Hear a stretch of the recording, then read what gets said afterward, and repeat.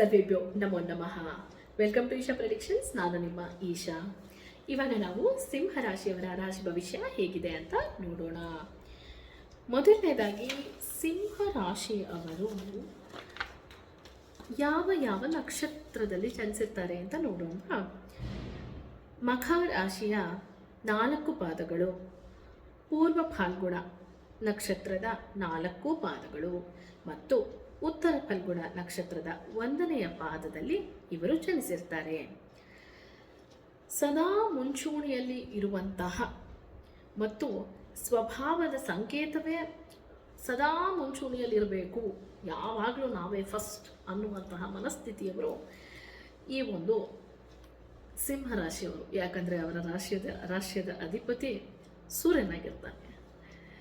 ಮೊದಲನೇದಾಗಿ ಮಖ ನಕ್ಷತ್ರದವರಿಗೆ ಕೇತು ದಶೆ ನಡೀತಾ ಇದೆ. ಅನೇಕ ಚಿಂತನೆಗಳು ಹೆಚ್ಚಾಗ್ತವೆ. ಪೂರ್ವಜರ ಆಶೀರ್ವಾದ ನಿಮಗೆ ರಕ್ಷಾ ಕವಚವಾಗಿ ನಿಲ್ಲುತ್ತೆ ಮತ್ತು ಹಠಾತ್ ನಿರ್ಧಾರಗಳನ್ನು ತೆಗೆದುಕೊಳ್ಳಬೇಡಿ ಈ ವರ್ಷ. ಹುಬ್ಬ ನಕ್ಷತ್ರ ಅಥವಾ ಪೂರ್ವ ಫಲ್ಗುಣ ನಕ್ಷತ್ರದವರಿಗೆ ಶುಕ್ರ ದಶೆ ನಡೀತಾ ಇದೆ. ಸೊ ಹಾಗಾಗಿ ಏನಾಗುತ್ತೆ, ಐಷಾರಾಮಿ ಜೀವನವನ್ನು ನೀವು ಪ್ರೀತಿಸುವವರು. ಆದರೆ ಈ ವರ್ಷ ನಿಮ್ಮ ಖರ್ಚುಗಳಿಗೆ ಕಡಿವಾಣ ಹಾಕಲೇಬೇಕು. ಸಂಬಂಧಗಳಲ್ಲಿ, ವಿಶೇಷವಾಗಿ ದಾಂಪತ್ಯದಲ್ಲಿ ಈ ನಕ್ಷತ್ರದವರಿಗೆ ದೊಡ್ಡ ಪರೀಕ್ಷೆ ಎದುರಾಗಲಿದೆ. ದಯವಿಟ್ಟು ಸ್ವಲ್ಪ ಯೋಚನೆ ಮಾಡಿ ನಿರ್ಧಾರಗಳನ್ನು ತೆಗೆದುಕೊಳ್ಳಿ. ಉತ್ತರ ಫಲ್ಗುಣ ನಕ್ಷತ್ರ 1ನೇ ಪಾದ, ನಿಮಗೆ ಸೂರ್ಯದಶೆ ನಡೀತಾ ಇದೆ. ಅತಿಯಾದ ಕೋಪ ಮತ್ತು ಅಹಂಕಾರದಲ್ಲಿ ಇರ್ತೀರ ನೀವು. ಈ ವರ್ಷ ನಿಮ್ಮ ಅಹಂಕಾರವನ್ನು ಬದಿಗಿಟ್ಟು ವಿನಯದಿಂದ ವರ್ತಿಸಿದರೆ ಮಾತ್ರವೇ ಅಪಾಯದಿಂದ ಪಾರಾಗ್ತೀರ. ಇಲ್ಲ ಅಂತಂದರೆ ಸಾಕಷ್ಟು ಕಷ್ಟವನ್ನು ಅನುಭವಿಸ್ತೀರ ಸ್ನೇಹಿತರೆ. ಇಲ್ಲಿ ಅಷ್ಟಮ ಶನಿಯ ಒಂದು ಪ್ರಭಾವವನ್ನು ನೀವು ಕಾಣಬಹುದು. ಅಷ್ಟಮ ಶನಿಯ ಪ್ರಭಾವ ಕಾಣುವುದರಿಂದ ಏನಾಗುತ್ತೆ, ನೀವು ಮಾಡುವ ಪ್ರತಿಯೊಂದು ಕೆಲಸದಲ್ಲೂ ಒಂದಿಷ್ಟು ವಿಘ್ನಗಳು ಉಂಟಾಗುತ್ತವೆ. ಕೈಗೆ ಬಂದ ತುತ್ತು ಬಾಯಿಗೆ ಬರುವುದಿಲ್ಲ ಎಂಬಂತಹ ಪರಿಸ್ಥಿತಿ ನಿರ್ಮಾಣವಾಗುತ್ತೆ. ಶನಿಯು ನಿಮ್ಮನ್ನು ಒಂದಿಷ್ಟು ಶುದ್ಧೀಕರಣದ ಕ್ರಿಯೆ ನಡೆಯುತ್ತೆ. ಅಂದರೆ ಸಾಕಷ್ಟು ಕಷ್ಟವನ್ನು ಕೊಡ್ತಾನೆ, ಆದರೆ ಕೊನೆಗೆ ಒಳ್ಳೆಯದನ್ನೇ ಮಾಡ್ತಾನೆ. ಗುರು ಬಹಳ ನಿಮಗೆ ಒಳ್ಳೆಯದನ್ನೇ ಮಾಡ್ತಾನೆ. ಹಾಗಾಗಿ ಎಷ್ಟೇ ಕಷ್ಟ ಬಂದರೂ ಗುರು ಚೇತರಿಸ್ಕೊಳ್ಳೋದ್ರಲ್ಲಿ ಸಹಾಯ ಮಾಡ್ತಾನೆ. ತಾಳ್ಮೆ ತುಂಬ ಮುಖ್ಯವಾಗುತ್ತೆ ನಿಮಗೂ ಸಹ. ವೃತ್ತಿ, ವ್ಯಾಪಾರ ಮತ್ತು ಆರ್ಥಿಕ ಪರಿಸ್ಥಿತಿ ಹೇಗಿದೆ ಅಂತ ನೋಡುವುದಾದರೆ, ನೀವು ಊಹಿಸಲಾರದಷ್ಟು ಅಡೆತಡೆಗಳು ನಿಮಗೆ ಎದುರಾಗುತ್ತವೆ. ಕಚೇರಿಯಲ್ಲಿ ನಿಮ್ಮ ಮೇಲೆ ಸುಳ್ಳು ಆರೋಪಗಳು ಬರುವ ಸಾಧ್ಯತೆ ಹೆಚ್ಚಿದೆ. ಅದರಿಂದ ನಿಮ್ಮ ಕೆಲಸದ ಬಗ್ಗೆ ಲಿಖಿತ ದಾಖಲೆಗಳು ಇಟ್ಟುಕೊಳ್ಳಿ. ಅಂದರೆ ಡಾಕ್ಯುಮೆಂಟೇಷನ್ ಇಸ್ ವೆರಿ ಇಂಪಾರ್ಟೆಂಟ್. ಈ ವರ್ಷ ನಿಮಗೆ ಏನಾದರೂ ಸಮಸ್ಯೆ ಆದರೆ ನಿಮ್ಮ ಕೆಲಸದಲ್ಲಿ ಪ್ರೂಫ್ ಇಟ್ಕೊಳ್ಳಿ. ನೀವು ಕರೆಕ್ಟಾಗಿ ಮಾಡಿರೋ ಕೆಲಸಕ್ಕೆ ಪ್ರೂಫ್ ಇಟ್ಕೊಳ್ಳಿ. ಬೇರೆಯವ್ರು ಮಾಡಿ ನಿಮ್ಮ ತಲೆ ಮೇಲೆ ತಂದು ಹಾಕ್ತಾರೆ. ಎಚ್ಚರಿಕೆಯಿಂದ ಇರಿ. ಮೇಲಧಿಕಾರಿಗಳೊಂದಿಗೆ ಎಂದಿಗೂ ವಾದಕ್ಕೆ ಇಳಿಯಬೇಡಿ. ಈ ವರ್ಷ ಸದ್ಯಕ್ಕೆ ಮೇಲಧಿಕಾರಿ ಜೊತೆ ವಾದಕ್ಕೆ ಇಳಿಯಕ್ಕೆ ಹೋಗಬೇಡಿ ಅಂತ ಹೇಳ್ತೀನಿ. ರಾಜಕೀಯ ಅಥವಾ ಆಡಳಿತ ರಂಗದಲ್ಲಿ ಇರುವವರಿಗೆ ತಮ್ಮ ಸ್ಥಾನವನ್ನು ಉಳಿಸಿಕೊಳ್ಳಲು ಹರಸಾಹಸ ಪಡಬೇಕಾಗುತ್ತೆ. ಸ್ವಲ್ಪ ಕಷ್ಟ ಇದೆ. ರಾಜಕೀಯ ಮತ್ತು ಆಡಳಿತ ರಂಗದಲ್ಲಿರೋವರಿಗೆ ಒಂದಿಷ್ಟು ಕಷ್ಟಗಳು ಎದುರಾಗುತ್ತವೆ. ವ್ಯಾಪಾರದಲ್ಲಿ ರಿಸ್ಕ್ ತೆಗೆದುಕೊಳ್ಳುವಂತಹ ಸಮಯವಲ್ಲವೇ ಅಲ್ಲ ಇದು. ಯಾವುದೇ ಕಾರಣಕ್ಕೂ ಹೊಸದು ಅಥವಾ ದೊಡ್ಡದಾದಂತಹ ಯಾವುದನ್ನು ಬಿಸ್ನೆಸ್ಸನ್ನು ಶುರು ಮಾಡಲಿಕ್ಕೆ ಹೋಗಲೇಬೇಡಿ. ಗೊತ್ತಾಯ್ತಾ? ಆರ್ಥಿಕವಾಗಿ ನೋಡುವುದಾದರೆ ಹಣದ ತೀವ್ರ ಕೊರತೆ ಕಾಡಬಹುದು. ನೀವು ನೆನಪಿಟ್ಟುಕೊಳ್ಳಬೇಕಾದ ಅತಿ ಮುಖ್ಯವಾದ ನಿಯಮ ಏನಂತಂದರೆ, ಈ ವರ್ಷ ಷೇರು ಮಾರುಕಟ್ಟೆಯಲ್ಲಿ ದೊಡ್ಡ ಹೂಡಿಕೆ ಮಾಡಬೇಡಿ. ಯಾರಿಗೂ ಕಣ್ಣು ಮುಚ್ಚಿ ಸಾಲ ಕೊಡಬೇಡಿ. ಅಯ್ಯೋ ನಂಗೆ ಗೊತ್ತಿದ್ದಾರೆ ಇವರು ವಾಪಸ್ ಕೊಡ್ತಾರೆ, ನಾ ಕೊಟ್ಬಿಡ್ತೀನಿ, ಪರವಾಗಿಲ್ಲ, ಬೇಡ. ಯಾರಿಗೂ ಜಾಮೀನು ನೀಡಬೇಡಿ.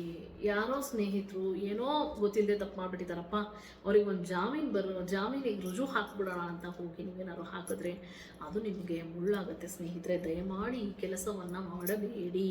ಇನ್ನು ಬ್ಯಾಂಕಲ್ಲಿ ಸಾಲ ತೆಗೆದವ್ರಿಗೂ ನೀವು ಶೂರಿಟಿ ಹಾಕಬೇಡಿ. ಯಾಕಂದರೆ ಅವರಿಗೆ ನೀವು ಶೂರಿಟಿ ಹಾಕಿದರೆ ಆ ಸಾಲವನ್ನು ನೀವೇ ತೀರಿಸಬೇಕಾದಂತಹ ಪರಿಸ್ಥಿತಿ ಒದಗಿ ಬರುತ್ತದೆ. ಹಾಗಾಗಿ ದಯಮಾಡಿ ಆ ಕೆಲಸವನ್ನು ಮಾಡಬೇಡಿ ಅಂತ ಹೇಳ್ತೀನಿ. ಕುಟುಂಬ, ಪ್ರೇಮ ಮತ್ತು ಸಂಬಂಧಗಳು ಹೇಗಿರುತ್ತವೆ? ಕುಟುಂಬ ಜೀವನದಲ್ಲಿ ಅಶಾಂತಿ ಅಥವಾ ದಂಪತಿಗಳ ನಡುವೆ ಭಿನ್ನಾಭಿಪ್ರಾಯಗಳನ್ನು ನಾವು ಈ ವರ್ಷ ನೋಡಬಹುದು. ಸೊ ದಯಮಾಡಿ ಸ್ವಲ್ಪ ಸಮಾಧಾನ, ತಾಳ್ಮೆ ಮುಖ್ಯ ಆಗುತ್ತೆ. 8ನೇ ಮನೆಯು ಗುಪ್ತ ವಿಚಾರಗಳನ್ನು ಸೂಚಿಸುತ್ತೆ. ಹಾಗಾಗಿಯೇ ಹಳೆಯ ರಹಸ್ಯಗಳು ಹೊರಬಂದು ಸಂಬಂಧಗಳು ಮುರಿದು ಬೀಳುವ ಹಂತಕ್ಕೆ ತಲುಪುತ್ತದೆ. ಸಣ್ಣ ಮಾತುಗಳು ದೊಡ್ಡ ಜಗಳಕ್ಕೆ ಕಾರಣವಾಗಬಹುದು. ಚಿಕ್ಕ ವಿಚಾರಗಳು ದೊಡ್ಡ ಮಾತಿಗೆ ಕಾರಣವಾಗುತ್ತೆ. ಇದು ಅಗೇನ್ ಇಲ್ಲಿ ನೀವೇನು ಮಾಡ್ತೀರಾ ಅಂದರೆ ನಿಮ್ಮ ಈಗೋ ಇಶ್ಯೂ ಮಾಡ್ಕೋತೀರೋ ಆ ಕೆಲಸ ಮಾಡಬೇಡಿ. ಆದುದರಿಂದ ಮಾತಿನ ಮೇಲೆ ಸಂಪೂರ್ಣವಾದ ಹಿಡಿತವಿರಲಿ. ವಿವಾಹ ನಿರ್ಧಾರಗಳನ್ನು ತೆಗೆದುಕೊಳ್ಬೇಕಾದ್ರೆ ದಯಮಾಡಿ ಯೋಚಿಸಿ, ಒಂದಿಷ್ಟು ಸಮಯವನ್ನು ಕೇಳಿ ಯೋಚಿಸಿ, ಇದು ನಮಗೆ ಸರಿ ಹೊಂದುತ್ತಾ ಅನ್ನೋ ಒಂದು ಇದು ನಮಗೆ ಸರಿ ಹೊಂದುತ್ತಾ ಅನ್ನೋದನ್ನು ಯೋಚನೆ ಮಾಡಿ ಆಮೇಲೆ ಮುಂದುವರಿಯಿರಿ. ಹಿರಿಯರಿಂದ ಒಂದಿಷ್ಟು ಕಿವಿ ಮಾತನ್ನು ಕೇಳಿ ನಿರ್ಧಾರಗಳನ್ನು ತೆಗೆದುಕೊಳ್ಳಿ ವಿವಾಹದ ವಿಚಾರದಲ್ಲಿ. ಯಾಕಂತಂದರೆ ತುಂಬ ಹತ್ತಿರದವರೆ ನಿಮಗೆ ಮೋಸ ಮಾಡುವಂತಹ ಹೆಚ್ಚಿನ ಸಾಧ್ಯತೆ ಕಂಡು ಬರ್ತಾ ಇದೆ ಈ ವರ್ಷ. ಆದ್ದರಿಂದ ಭಾವನಾತ್ಮಕವಾಗಿ ಸದೃಢರಾಗಿರಿ. ಯಾರೇ ಏನೇ ಅಂದರೂ ಯಾರೂ ನಿಮ್ಮನ್ನು ಕೊಗ್ಗಿಸಬಾರ್ದು, ಆ ಥರ ಇರಿ. ಒಂಟಿಯಾಗಿರುವವರಿಗೆ ಈ ವರ್ಷ ಹೊಸ ಸಂಬಂಧಗಳಿಗೆ ಕಾಲಿಡುವುದೇ ಕ್ಷೇಮ. ಅಂದರೆ ಇಷ್ಟು ವರ್ಷ ಯೋಚನೆ ಮಾಡ್ತಾ ಇದು ಅಯ್ಯೋ ಆಗಬೇಕಾ ಬೇಡವಾ ಅಂತ ಇದ್ದವರು ಮದುವೆನ ಈ ವರ್ಷ ಮಾಡಿಕೊಳ್ಳುವ ನಿರ್ಧಾರವನ್ನು ಮಾಡಿದ್ರೆ ಬಹಳ ಒಳ್ಳೆಯದು. ಇಲ್ಲಾಂದರೆ ಮುಂದೆ ಸ್ವಲ್ಪ ಕಷ್ಟ ಆಗಬಹುದು. ಇನ್ನು ನನ್ನ ಟ್ಯಾರೋ ಕಾರ್ಡಿನ ಪ್ರಕಾರ ಹೇಗೆ ನಿಮಗೆ ಇದನ್ನೆಲ್ಲ ಹೇಗಿದೆ ಅನ್ನೋದನ್ನು ನೋಡುವುದಾದರೆ ಅನಿರೀಕ್ಷಿತ ಬದಲಾವಣೆಯನ್ನು ಕಾಣಬಹುದು. ನೀವು ಕಟ್ಟಿಕೊಂಡಿದ್ದಂತಹ ಒಂದಿಷ್ಟು ಸುಳ್ಳು ನಂಬಿಕೆಗಳು ಮುರಿದು ಬೀಳುತ್ತವೆ ಈ ವರ್ಷ. ಆದರೆ ಯಾವುದೇ ಥರದ ಭಯ ಬೇಡ. ಇದ್ರ ಜೊತೆಯಲ್ಲೇ ನಿಮ್ಮ ರಾಶಿಯಲ್ಲಿ ಇರುವಂತಹ ಬೇರೆ ಗ್ರಹಗಳು ಯಾವುದೇ ಬಿರುಗಾಳಿ ಬಂದರೂ ಅದನ್ನು ಎದುರಿಸುವಂತಹ ಶಕ್ತಿ, ಎದೆಗಾರಿಕೆ ನಿಮ್ಮಲ್ಲಿದೆ. ಯಾಕಂತಂದರೆ ನೀವು ಸಿಂಹ ರಾಶಿಯವರು, ಮರೆಯಬೇಡಿ. ನಿಮಗೆ ಇನ್ನರ್ ಸ್ಟ್ರೆಂತ್ ಸಿಕ್ಕಾಪಟ್ಟೆ ಇರುತ್ತೆ. ಸೊ ಹಾಗಾಗಿ ತಲೆ ಕೆಡಿಸ್ಕೋಬೇಡಿ. ಒಂದಿಷ್ಟು ಈಗೋನ ಕಡಿಮೆ ಮಾಡುತ್ತೆ ಈ ವರ್ಷ. ತಾಳ್ಮೆಯಿಂದ ಇದ್ದರೆ ಮಾತ್ರನೇ ಗೆಲುವು ನಿಮ್ಮದಾಗುತ್ತೆ ಅಂತ ಹೇಳ್ತೀನಿ. ರೇಖಿ ಮತ್ತು ಹೀಲಿಂಗ್ ಅನ್ನೋದನ್ನು ನೋಡೋದಾದರೆ ನಾನು ಹೇಳೋದು ಒಂದಿಷ್ಟು ನಿಮಗೆ ಈ ಒಂದು ಟೆನ್ಷನ್ನಿಂದ ಒಂದಿಷ್ಟು ಹೈ ಬಿ ಪಿಯ ಸಮಸ್ಯೆ ಕಾಣಿಸ್ತಾ ಇದೆ. ಆ ಹೈ ಬಿ ಪಿಯಿಂದ ಒಂದಿಷ್ಟು ಹೃದಯದ ಸಮಸ್ಯೆ ಕೂಡ ಕಾಣಿಸಿಕೊಳ್ಳಬಹುದು. ಪ್ರೀ ಕಂಡೀಷನ್ಸ್ ಇದ್ದರೆ be very careful my friends. ಅದ್ರ ಜೊತೆಗೆ ಒಂದಿಷ್ಟು ಸೂರ್ಯನು ಹೃದಯ ಮತ್ತು ಬೆನ್ನನ್ನು ಸೂಚಿಸ್ತಾನೆ. ಹಾಗಾಗಿ ಬೆನ್ನಿನ ಒಂದು ಸಮಸ್ಯೆ ಕೂಡ ಕಾಣಿಸುತ್ತೆ. ಒಂದಿಷ್ಟು ಬ್ಯಾಕ್ ಪೇನ್ ಬರುವಂತಹ ಸಾಧ್ಯತೆಗಳಿವೆ. ನೀವು ವಾಹನ ಚಲಾಯಿಸಬೇಕಾದ್ರೆ ಬಹಳ ಎಚ್ಚರವಾಗಿರಿ ಮತ್ತು ರಾತ್ರಿ ಪ್ರಯಾಣ ಆದಷ್ಟು ಅವಾಯ್ಡ್ ಮಾಡಿ ಅಂತ ಹೇಳ್ತೀನಿ. ನಿಮ್ಮ ಬಳಿ ಯಾರಾದರೂ ರೇಖಿ ಮಾಸ್ಟರ್ಸ್ ಅಥವಾ ಹೀಲರ್ಸ್ ಇದ್ದರೆ ಅವರ ಹತ್ರ ನೀವು ಸೋಲಾರ್ ಪ್ಲೆಕ್ಸಸ್ ಮತ್ತು ರೂಟ್ ಚಕ್ರವನ್ನು, ಹೊಟ್ಟೆ ಭಾಗವನ್ನು ಮತ್ತು ಮೂಲಾಧಾರವನ್ನು ನೀವು ಒಂದಿಷ್ಟು ಹೀಲಿಂಗ್ ಮಾಡಿಸ್ಕೊಂಡ್ರೆ ಅದು ನಿಮಗೆ ಬಹಳ ಒಳ್ಳೆಯದು ಅಂತ ಹೇಳ್ತೀನಿ ಫ್ರೆಂಡ್ಸ್. ಪರಿಹಾರ ಅನ್ನೋದು ನೋಡುವುದಾದರೆ ನಿಮ್ಮ ರಾಶಾಧಿಪತಿ ಸೂರ್ಯನಾಗಿದ್ದಾನೆ.